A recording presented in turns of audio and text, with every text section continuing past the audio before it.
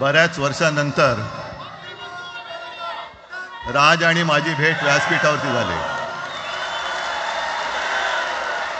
आता पंचायत अशी आहे की त्यांनी मला सन्माननीय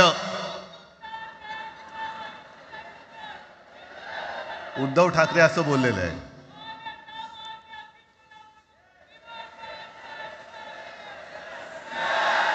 ठीक आहे. आणि साहजिकच आहे की त्याचंही कर्तृत्व आपण सर्वांनी पाहिलेलं आहे.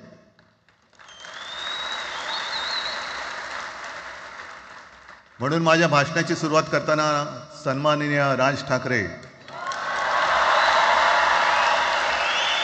आणि जमलेल्या माझ्या तमाम मराठी हिंदू बांधवांनो, भगिनींनो आणि मातांनो,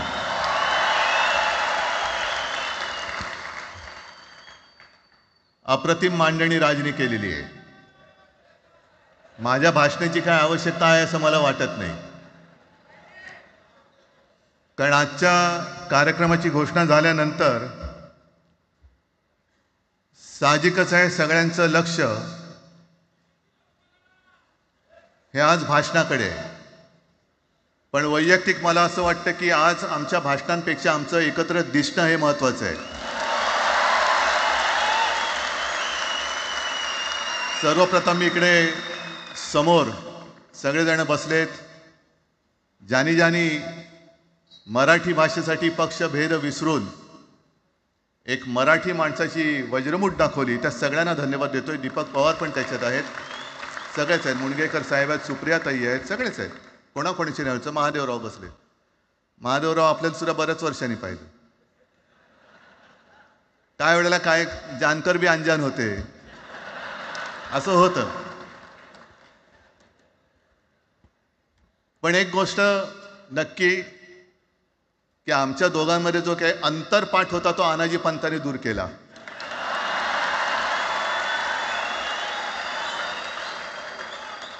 आता अक्षता टाकण्याची काय तुमच्याकडनं अपेक्षा नाहीये. एकत्र आलोय एकत्र राहण्यासाठी.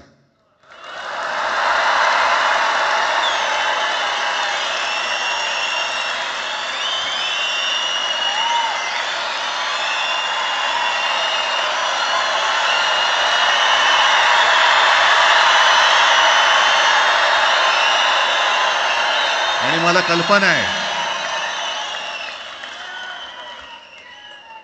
आज मला कल्पना आहे की अनेक बुवा महाराज हे बिझी आहेत. कोण लिंब कापतंय, कोण टाचण्या मारतंय, कोण गावी जाऊन अंगारे दुपारे करत असेल, रेडे कापत असतील. त्या सगळ्यांना सांगतो, या सगळ्या भोंदूपणा विरुद्ध माझ्या आजोबांनी लढा दिला होता आणि त्यांचे आम्ही वारसदार म्हणून तुमच्या समोर उभे ठाकलेलो आहोत.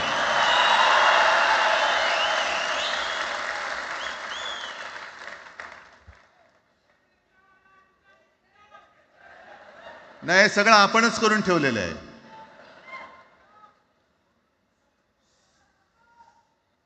भाषेवरनं जेव्हा एखादा विषय निघतो तेव्हा तो केवळ वरवरचा धरून चालणार नाही. मधल्या काळामध्ये अगदी दोघांनी, म्हणजे मी काय राजने काय, आपण सगळ्यांनी या नतद्रष्टांचा अनुभव घेतलेला आहे. वापरायचं आणि फेकून द्यायचं. आता आम्ही दोघं मिळून तुम्हाला फेकून देणार आहोत. आजपर्यंत वापर करून घेतलात. अरे डोक्यावरती जर का शिवसेना प्रमुख नसते तर तुम्हाला ओळखत कोण होतं या महाराष्ट्रामध्ये? कोणत्या भाषेत बोलत होतात?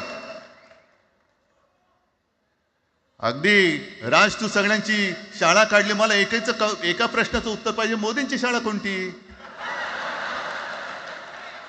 सगळ्यात उच्च शिक्षित आहेत.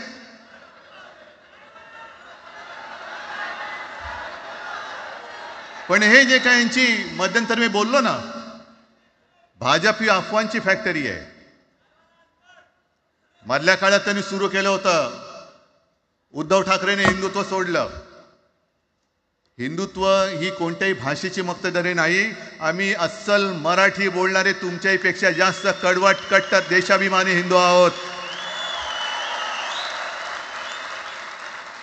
तुम्ही काय आम्हाला हिंदुत्व शिकवताय? अरे 92-93 साली जेव्हा जे काय घडलं, देशद्रोही मातले होते, तेव्हा मुंबईतल्या अमराठी लोकांना सुद्धा हिंदू म्हणून माझ्या शिवसैनिकांनी, शिवसेना प्रमुखांच्या शिवसैनिकांनी व मराठी माणसांनी वाचवलेलं आहे. आणि देवेंद्र फडणवीस आज जे बोललेत, बातम्या आले सगळीकडे, मी इकडे बातम्या आणल्या आहेत. भाषेच्या नावाखाली गुंडगिरी सहन केली जाणार नाही. जर महाराष्ट्रामध्ये मराठी माणूस न्याय मागण्यासाठी आंदोलन करत असेल आणि त्याला जर का तुम्ही गुंड म्हणत असाल, तर आम्ही गुंड आहोत. आम्ही गुंड. न्याय मागणं म्हणजे गुंडगिरी नाहीये. आणि जर का गुंडगिरी केल्याशिवाय तुमच्या दरबारी न्याय मिळत नसेल, तर आम्ही गुंडगिरी करूच.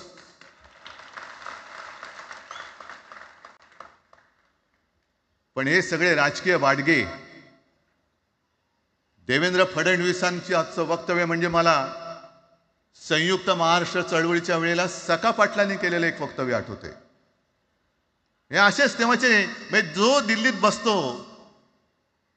त्याचे पाय चाटणारे इथले राज्यकर्ते असतात, ते त्यांना मी बाडगे म्हणतोय.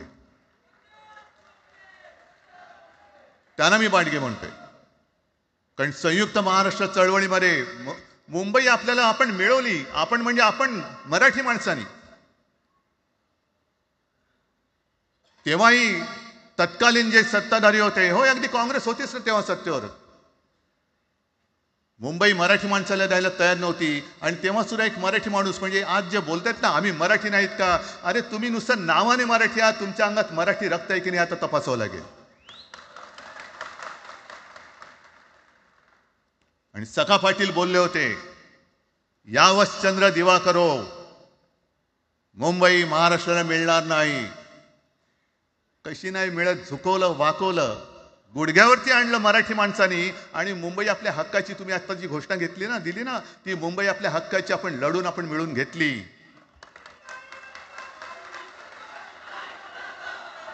कशासाठी हा सगळा तुम्ही घोळ घालतात? पण याच्या मागे मी जे माझ्या डोक्यात जो एक विचार आहे, पटतो की नाही बघा. हे यांचं सध्या जे काय चालू आहे, म्हणजे आधी आपल्याला सुद्धा वाटलं होतं. कारण तेव्हा काश्मीरमध्ये 370 कलम होतं, ते हटवण्यासाठी शिवसेनेने पाठिंबा दिला.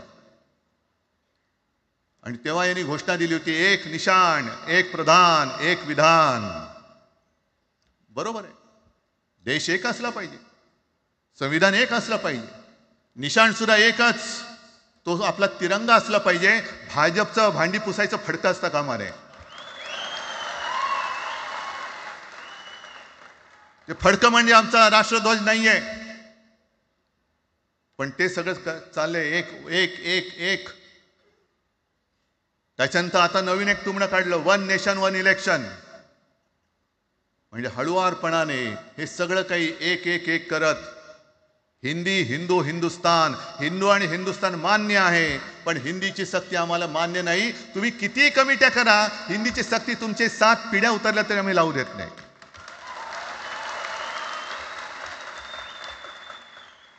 मग एक फेक नरेटिव्ह पसरवायचं. हे उद्धव ठाकरेच्याच काळातलं. अरे उद्धव ठाकरे एवढं काम करत होता, मग पाडलात कशाला गद्दारी करून? तान्या बोंबललात तेव्हा. पण मी अभिमानाने सांगेन, माझ्या मंत्रिमंडळातले सहकारी इकडे बसले, जितेंद्र आव्हाड आहेत, आणखीन कोणी असतील, मी मुख्यमंत्री असताना महाराष्ट्रामध्ये मी मराठीची सक्ती केली होती आणि केलीच, ज्याचा मला अभिमान आहे. काय केलं त्याचं तुम्ही? मराठी भाषा महाराष्ट्रामध्ये सक्तीची करावी लागली. का करावी लागली?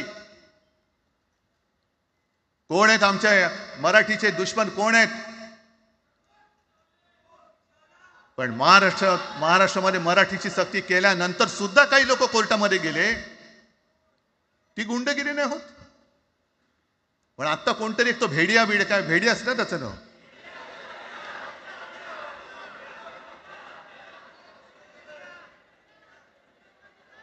ही यांची सगळी पिलावळ आहे.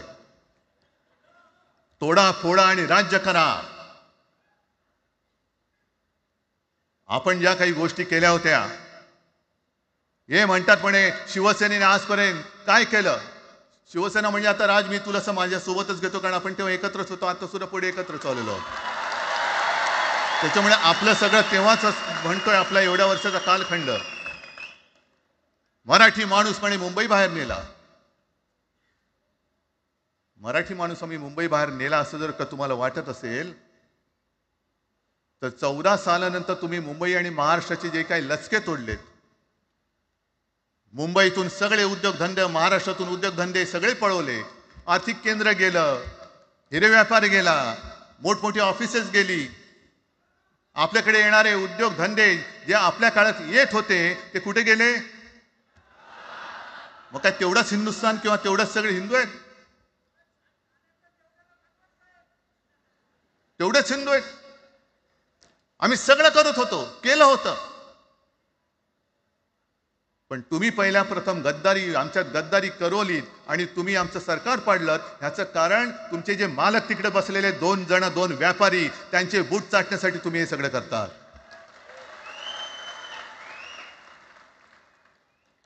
हे इतक्या वर्षाचं सगळं सहन करत करत करत आपण आलो. आपल्या डोळ्या देखत सगळे लचके तोडले जात आहेत. आपल्या दोघांनाही भांडवलं जात आहे आणि नतद्रष्टा आपल्या डोक्यावरती बसतायत. किती काळ सहन करायचंय? प्रत्येक वेळेला काही झालं की भांडाभांडी लावायची. आता सुद्धा तेच होणार. म्हणजे आम्ही एकत्र येणार, आल्यानंतर निवडणुकीपर्यंत एकत्र राहतील का? सत्ता प्राप्ती, काही जण म्हणतात की यांचा मराठीचा नाही, महापालिकेचा आहे. अरे नुसता महापालिकेचा नाही, तर आमच्या महाराष्ट्राचा आहे. आम्ही महाराष्ट्र सुद्धा काबीज करू.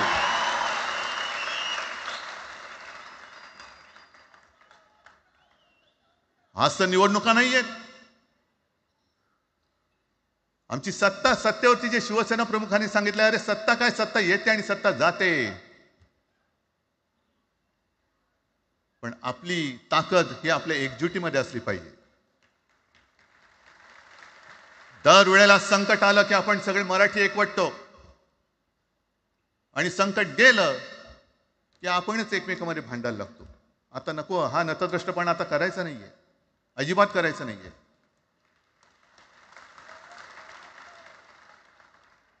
कारण गेल्या विधानसभेत त्यांनी जे काय केलं, बटेंगे तो कटेंगे. आपल्याला काय वाटलं होतं की हिंदू मुसलमानांमध्ये करतायत. हिंदू मुसलमान तर केलंच, पण त्यांनी खास करून केलं ते मराठेतर मध्ये केलं. म्हणजे यांची नीती आहे ती अशीच आहे, जे गुजरातमध्ये त्यांनी केलं. गुजरातमध्ये गेल्या निवडणुकीत एक असा माहोल होता, मला वाटतं मोदी तेव्हा का त्यांच्या नंतर असेल, माहित नाही मला, लक्षात नाही. वातावरण असं पेटलं होतं गुजरातमध्ये की बस आता पटेल यांना आपटेल. पण त्यांनी काय केलं बरोबर? पटेलांना भडकवलं, पटेलांना वेगळं केलं आणि पटेल तर सगळं एकत्र केलं. हरियाणामध्ये पण तेच केलं. जाट लोकांना भडकवलं, जाट लोक एकत्र झाले, त्यांना वेगळं केलं आणि जाटे तर सगळा जो काही समाज होता तो एकत्र करून तिकडे सत्ता प्राप्त केली. महाराष्ट्रामध्ये तेच केलं. मराठ्यांना उचकवलं आणि मराठी तर सगळा एकत्र केला. बटेंगे तो कटेंगे ही भीती त्यांच्यामध्ये निर्माण केली की बघा ते एकत्र झालेत, तुम्ही जर का फुटलात तर ते तुमच्या डोक्यावर बसतील. झाले एकत्र. मराठी माणूस मराठी माणसाची भांडला आणि दिल्लीचे गुलाम आपल्या डोक्यावरती राज्य करायला लागले. आणि आपण त्यांच्या पालख्या व्हायच्या. नुसते पालख्यांचे भवी होणार की तुम्ही कधीतरी आपल्या माय मराठीला पालखीमध्ये सन्मानाने बसवणार आहात. बस झालं, आता यांची जोखड फेकून दिली पाहिजे. एकमेकांमध्ये भांडून त्यांचे जे काही डाव आहेत ते करत असतात. मी पेपरमध्ये बघितलं, काल बघितलं, आज बघितलं. आमचे पंतप्रधान जगभर फिरतायत. काय तो मोठा पट्टा घातलाय, स्टार ऑफ घाना. कुठे आला घाना देश? इकडे घाण आणि तिकडे घाना, स्टार ऑफ घाना. पण एका बाजूला मोदींचा फोटो आणि दुसऱ्या बाजूला माझ्या महाराष्ट्रामधला शेतकरी कर्जबाजारी झालाय, त्याला बैल सुद्धा तर पोचत नाही, बैल मिळत नाही, म्हणून त्या नांगराचं जोखड घेऊन तो शेती करतोय. मग एका बाजूला हा शेतकरी, त्याच्या खांद्यावरती गळ्यामध्ये ते नांगराचं जोखड आहे, आणि तिकडे आमचे पंतप्रधान स्टार ऑफ घाना. लाज वाटली पाहिजे, लाज, खरोखर लाज वाटली पाहिजे. आणि आजच पेपरमध्ये बातमी आले, 2 बातम्या आल्या की लाडक्या बहिणीचं पोर्टल आता बंद, नव्याने नोंदणी होणार नाही. बसा बोंबलत आता. आणि त्याही पेक्षा सगळ्यात भयानक गोष्ट म्हणजे संपूर्ण देशामध्ये सगळ्यात जास्त कर्जबाजारी शेतकरी कुठे असतील तर ते आपल्या महाराष्ट्रामध्ये आहेत. महाराष्ट्र आता थांबणार नाही, कर्ज काढतच राहणार. आणि ही यांची जी काही खेळी आहे, आपापसात भांडवायचं. मी एक साधी गोष्ट केली होती. जितेंद्र, तुम्हाला माहिती असेल, आपण तिकडे चौपाटीला, जिकडे बिर्ला मातोश्री बिर्ला क्रीडा केंद्र काय आहे, मराठी रंगभूमीचं दालन, मराठी रंगभूमीचा इतिहास सांगणारं दालन, त्याची निर्मिती करण्याचे सगळे आदेश वगैरे राजा सगळं झालं. आराखडा मंजूर केला मी. आणि 2-3 महिन्यापूर्वी बातमी आली की तो आराखडा यांनी केराच्या टोपलीत टाकला, ती जागा यांच्या मालकाच्या मित्राच्या घशात टाकतात. हा मराठीचा तुमचा अभिमान? मराठी भाषा भवनाची त्याचं भूमिपूजन मी केलं होतं. माझ्या सोबत अजित पवार होते, उपमुख्यमंत्री. कुठे गेलं मराठी भाषा भवन? कुठे गेलं मराठी भूमीचं रंगभूमीचं दालन? का तुम्ही आमची मराठी मारतात? का तुम्ही आमच्यावरती सक्ती करता आहात? अनेकदा सांगितलं की आम्ही कोणत्याही भाषेच्या विरोधात नाही आहोत, पण जर आमच्यावरती सक्ती करण्याचा प्रयत्न केला तर आमची शक्ती काय ती एकदा तुम्हाला अशी दाखवू की पुन्हा तुम्ही कधी डोकंवर नाही काढणार, पुन्हा डोकंवर काढणार नाही. या सगळ्या गोष्टींकडे आपण आज एकत्र आलेलो आहोत. पुन्हा आपल्यामध्ये काड्या घालण्याचे उद्योग होतील, कारण त्यांचा धंदाच तो आहे. एकतर कुठे, मी नेहमी सांगतो, कोणाच्याही लग्नामध्ये भाजपवाल्यानं बोलवू नका. येतील मस्त श्रीखंड, बासुंदी, पोळ्या बिळ्या खातील आणि त्याला नवरा बायकोत भांडण लावून दुसऱ्या लग्नात जेवायला जातील. बरं, एवढं केलं तरी बरं, नाही तर त्या पोरीलाच पळून घेऊन जातील. कारण ह्यांचं स्वतःचं असं काहीच नाहीये. कोणत्याही लढ्यामध्ये कधी भाजपा नव्हता. अगदी संयुक्त महाराष्ट्राच्या चळवळीमध्ये सुद्धा भाजप हा सगळ्यात शेवटी आला आणि 57ची निवडणूक झाल्यानंतर सगळ्यात पहिल्यांदा बाहेर पडला. हे जनसंघ, तेव्हा त्यांचा जो राजकीय नाव होतं जनसंघ, यांच्याकडनं आम्ही देशाभिमान शिकायचा, यांच्याकडनं आम्ही महाराष्ट्राचा अभिमान शिकायचा. आणि आम्ही आपापसात भांडून ह्यांना सगळं काही बहाल करून टाकायचं. या सगळं विकून टाका, सगळा सत्यानाश करून टाका. अरे, आपली मुंबईच्या शिंदड्या उडवल्या जात आहेत. अख्खी मुंबई कोणाच्या घशात घालतायत? कोणाच्या? बघत बसायचं सगळं. म्हणजे आज सगळ्यात जास्त जर कोणी जमिनीचा मालक मुंबईमध्ये असेल तो यांच्या मालकाचा मित्र आहे, अदानी. कोणाची जागा? कोणी रक्त सांडलं? कोणी रक्त सांडलं? कोणी? ते हुतात्मा स्मारकाला वंदन करताना सुद्धा आपल्याला लाज वाटली पाहिजे. अरे, त्यांनी तर रक्त सांडलं, बलिदान केलं, पण त्यांनी रक्त सांडून मिळून गेलेली मुंबई जर का आपण राखू शकणार नसू तर आपल्याला लाज वाटली पाहिजे, शरम वाटलं पाहिजे. म्हणून त्या रक्ताची शपथ घेऊन मुंबई आणि मराठीच्या रक्षणासाठी आपल्याला उभं राहायला पाहिजे. ठीक आहे, असतील, होते, मत पटली होती, पटले नसतील, पण याच्या पुढे मराठी आणि महाराष्ट्र धर्माचं रक्षण करणं. आमचा हनुमान चालीसाला विरोध नाहीये, पण मारुती स्तोत्र आम्हाला का विसरायला लावताय? मारुती स्तोत्र आहे ना, भीमरूपी महारुद्रा. आमचा जय श्रीरामला विरोध नाहीये, पण भेटल्या म्हटल्यानंतर राम राम हे म्हणणारे आम्हीच मराठी. हे तुम्ही आत्ता जय श्रीरामची घोषणा द्यायला लागलात, पण जय जय रघुवीर समर्थ सांगणारे समर्थ रामदास त्यावेळेला आमचे होऊन गेले. त्यांनी आम्हाला पहिल्यांदा रामाची भक्ती शिकवली. त्याच्यामुळे यांचा काही आगा नाही, पिछा नाही. राजकारणातले हे व्यापारी आहेत, वापरा आणि फेका. तो एक गद्दार काल एक बोललाय, जय गुजरात.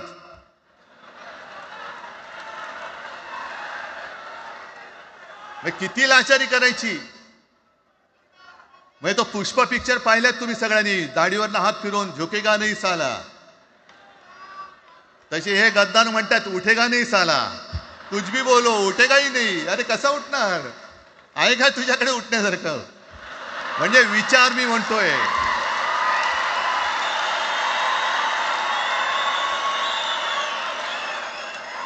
अरे विचार वगैरे मी म्हणतोय.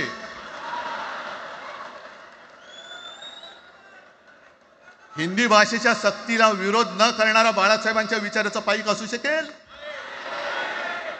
आपला मालक आला म्हणून त्याच्यासमोर जय गुजरात म्हणणारा आपल्या बाळासाहेबांच्या विचाराचा पाईक असू शकेल. मग आता जे मला वाटतं कुठल्या एबीपीचं होतं ना, उघडा डोळे बघा नीट. डोळे उघडलेत. कारण आत्ता जर का डोळे उघडले नाही तर पुन्हा कधी उघडण्याची वेळ येणार नाही, कायमचे मिटून जातील. आत्ताच डोळे उघडा, आत्ताच जागे व्हा. आणि आत्ता आलेली जाग जर का जाणार असेल तर मग मात्र स्वतःला मराठी आईची मुलं म्हणू नका, अजिबात म्हणू नका. आणि शिवसेना प्रमुखांनी जे काही शिकवलं, एक तर कोणावर अन्याय करू नका, पण तुमच्या अंगावर जर का कोणी हात उगारला तो हात जागेवरती ठेवू नका.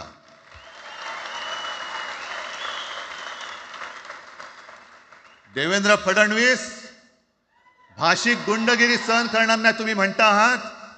मला एक मराठी माणूस असा दाखवा की जो आपल्या देशात इतर राज्यामध्ये जाऊन गुंडगिरी करू शकतो. हिम्मत आहे त्याची. एक मराठी माणूस दाखवा.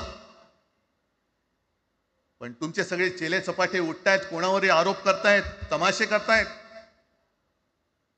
अरे कोणताही मराठी माणूस किंवा कोणताही भाषिक इतर प्रांतीय भाषेत तिकडे गेला, राज्यात गेला आणि दादागिरी करण्याचा प्रयत्न केला तर उभा चिरून टाकतील तिथली लोक. बंगालमध्ये जाऊन बघा, तमिळनाडूमध्ये जाऊन बघा. मग आम्ही आमच्या घरामध्ये आमच्या न्याय हक्काची गोष्ट केली, बरं कोणाशी भांडतो आम्ही. इथे सुद्धा काही अमराठी आले असतील, जसं राजने सांगितलं तसे आपले सगळ्यांचे अमराठी अनेक मित्र आहेत. पण त्यांच्यामध्ये आम्ही गुण्या गोविंदाने नांदतोय. मग हे गुण्या गोविंदाने नांदले, एकत्र राहिले तर आपली पोळी कशी भाजली जाईल. म्हणून तुम्ही आमच्या एकजुटीमध्ये विषाचा खडा टाकतात. हे सगळे तुमचे डाव आता उघड झालेले. तुम्ही वाटेल ते करा. पण मी आज महाराष्ट्राला आवाहन करतोय, म्हणजे विनंती करतोय की यापुढे कोणत्याही पक्षाचे आपण असू, जसं संयुक्त महाराष्ट्र समितीच्या वेळेला मराठी माणसाची एकजूट झाली होती, तशी एकजूट जर का आपण सगळ्या पक्षांनी मिळून, अगदी भाजपमधल्या मराठी माणसांनी सुद्धा त्याच्यामध्ये आलं पाहिजे.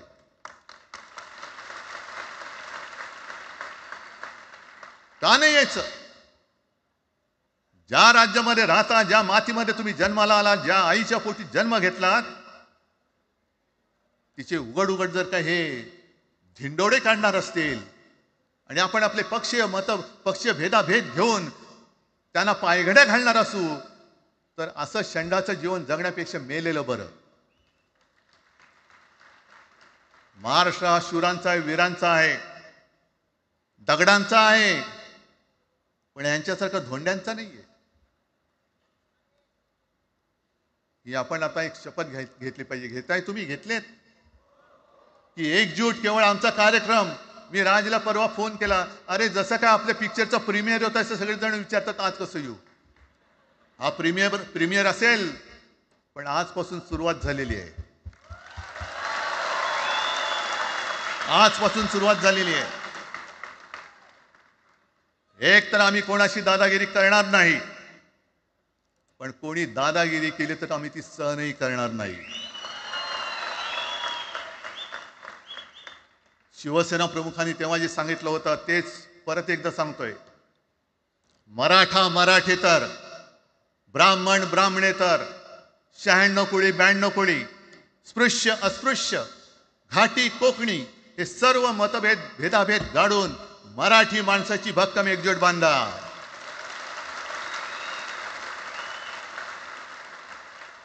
आणि शेवटी एक आवाहन करतो, हे सगळ्या मराठी माणसांना आणि मराठी प्रेमींना आहे, तुटू नका, फुटू नका आणि मराठी अशाच नवनवीन अपडेट्ससाठी डिजिटल कोल्हापूर चॅनेलला सबस्क्राईब करायला विसरू नका.